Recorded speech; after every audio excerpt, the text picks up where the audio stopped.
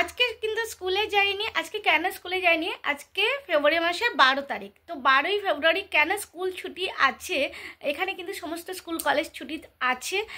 তো আজকে কি এমন দিন, তোমরাই বলো যে আজকে কি এমন দিন যার জন্য আজকে ছুটি আছে স্কুল কলেজ। তো হ্যালো বন্ধুরা, welcome back to my YouTube channel. আশা করি তোমরা সবাই খুব ভালো আছো। গুড মর্নিং তোমাদের সবাইকে।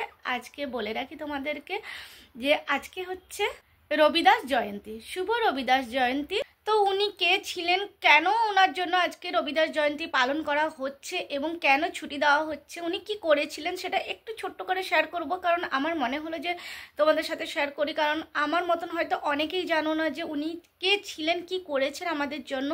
তো সেটা তোমাদের সাথে ছোট্ট করে শেয়ার করব। আর ওনার জন্য কিন্তু আজকে সমস্ত স্কুল কলেজ ছুটি এবং রবিদাস জয়ন্তী মানানো হচ্ছে। তো চলো বন্ধুরা একটু শেয়ার করি ছোট্ট করে।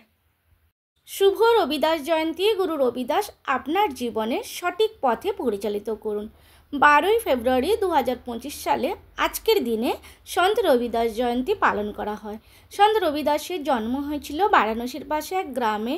উনি শুধুমাত্র আধ্যাত্মিক গুরু ছিলেন না, উনি সমাজে সমানতা আর প্রেমের প্রতিষ্ঠার এক মহান সমাজ সংস্কারকও ছিলেন।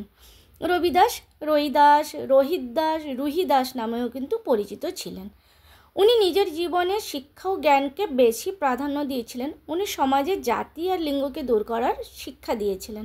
সন্ত রবিদাস ছিলেন একজন সমাজ সংস্কারক এবং সামাজিক ন্যায় বিচার, লিঙ্গ সমতা এবং স্বাধীনতার একজন দৃঢ় প্রবক্তা। বর্ণপ্রথা এবং সামাজিক কুফল দূরীকরণে তাঁর ভূমিকার জন্য তিনি শ্রদ্ধার পাত্র। গুরু রবিদাস যে লেখা জ্ঞানের বাণী এবং ভক্তিমূলক গান অনেক মানুষকে অনুপ্রাণিত করেছে, তাদের আত্মায় এক অমোচনীয় ছাপ রেখে গেছে। সন্ত রবিদাস যদিও ভগবান রাম আর কৃষ্ণের ভক্ত ছিলেন, কিন্তু কর্মকে নিজের গুরু মনে করতেন আর পুজোও করতেন। উনি মনে করতেন যে মানুষের মনের পবিত্রতা হলো প্রকৃত ঈশ্বরের ভক্তি। উনি সমাজে জাতি ব্যবস্থা, ছুদ অচ্ছুদ, উঁচু নিচু, অসমানতা এদের বিরুদ্ধে প্রতিবাদ করেছিলেন। ইনার গুরু ছিলেন রামানন্দজি এবং কবিরজি। প্রথমে রামানন্দজির কাছে দীক্ষা নিয়েছিলেন এবং পরে উনি কবিরজির কাছে দীক্ষা নিয়েছিলেন।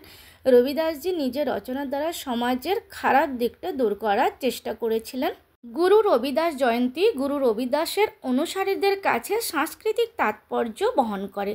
এই দিনে মানুষ গুরু রবিদাসের আশীর্বাদ লাভের জন্য তাঁর আধ্যাত্মিক ও পবিত্র স্তোত্রগুলি স্মরণ করে।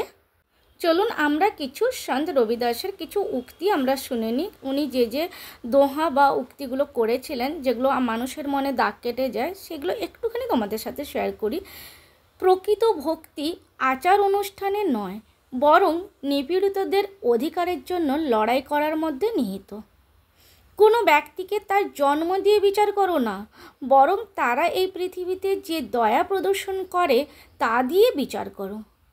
শিক্ষা হলো মশাল, যা অজ্ঞতার রাত দূর করে, মনকে শক্তিশালী করে জ্ঞানকে প্রজ্বলিত হতে দেয়। আমার ভক্তি আমার জাত, আমার কর্মই আমার একমাত্র ধর্ম। যদি তোমার হৃদয় পবিত্র হয়, তাহলে তোমার বাস্তবের জল পবিত্র। পবিত্র স্নানের জন্য তোমাকে কোথাও যেতে হবে না। তুমি আমাদের জ্ঞানের আলো দেখাও এবং মূর্খতার অন্ধকার দূর করো। আসুন আমরা আরও করুণাময় মানুষ হওয়ার চেষ্টা করি। গুরু রবিদাসের শিক্ষা লক্ষ লক্ষ মানুষের আত্মার উপর এক অমোচনীয় ছাপ ফেলেছিল। শুভ রবিদাস জয়ন্তী তোমাদের সবাইকে আবারও জানাই। তো বন্ধুরা, কেমন লাগলো বলো আমার আজকের এই ছোট্ট ব্লগ। আশা করি তোমাদের ভালো লেগেছে, কারণ আমাদের কাছে এই জিনিসটা অনেকটাই অজানা ছিল। হ্যাঁ, অনেকে জানে, বাট আমরা যারা জানি না তাদের কাছে একটু হলেও আমরা জানতে পারলাম আশা করি। তো আশা করি তোমাদের কিন্তু এই আজকের ব্লগটা ভালো লেগেছে, ভিডিওটি ভালো লেগেছে। যদি ভালো লাগে, একটুখানি ভালো লাগে, তাহলেও কিন্তু পাশে থেকে যে লাইক কমেন্ট শেয়ার করে দিও। টাটা, বাই বাই, সবাই খুব ভালো থেকো, টাটা।